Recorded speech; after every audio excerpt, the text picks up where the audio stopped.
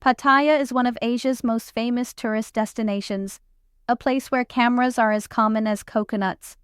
Walk down Beach Road and you'll see dozens of people capturing Instagram reels, video calling family back home, or documenting their once-in-a-lifetime trip.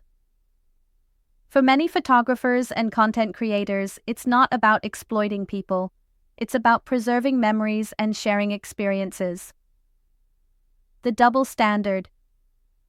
Here's what strikes me as odd. People get upset about visible cameras while ignoring the real privacy invasions happening around them.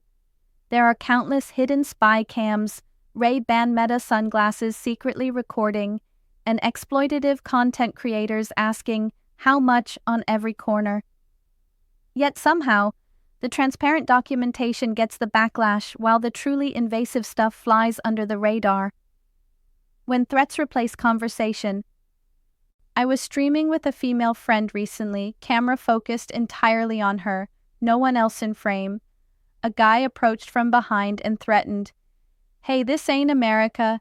If you film me, I'll break your camera and throw it into the ocean." He wasn't being filmed. He wasn't even visible, but his threat was real. In that moment, I realized something crucial. Now I wanted to film him. Not for content, but for safety. When someone threatens to destroy your property and assault you, documentation becomes evidence. He inserted himself into the situation, making himself part of the story. The legal reality. Here's what that guy didn't consider. We're both foreigners in Thailand. Threatening another person with violence and property destruction isn't just morally wrong, it's illegal. Thai authorities don't look kindly on foreigners causing problems, especially when it involves threats or violence. As a photographer, I know my rights. I stayed calm, didn't engage, and continued my work.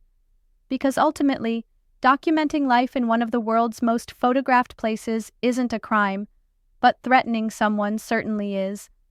Understanding the locals. Let's address the elephant in the room. Yes, some working girls don't want cameras in their faces, and they'll sometimes get verbal or even violent about it. But here's the thing, that's not what responsible filming is about. Those covert recorders with hidden cameras? They're capturing people without consent anyway. The difference is transparency versus deception. Your average Thai running a legitimate business? They typically welcome the exposure. Restaurant owners, shopkeepers, street vendors, they see the camera and light up. They understand that tourists sharing their experiences means free promotion for their services. I've had countless locals happily smile for the camera, wave, and tell viewers to come visit. They get it. Tourism documentation helps their community thrive. The bigger picture.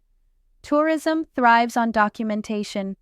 Every travel blogger, every Instagram influencer, every tourist with a phone contributes to the ecosystem that makes places like Pattaya famous. The legitimate business owners understand this symbiotic relationship. They benefit from the exposure, and travelers get authentic experiences to share. The key isn't to stop filming, it's to film responsibly, transparently, and with respect for the community that welcomes us. Most locals can tell the difference between someone documenting their travels and someone looking to exploit or embarrass. Sometimes the camera captures more than we intended. Sometimes it captures exactly what we need.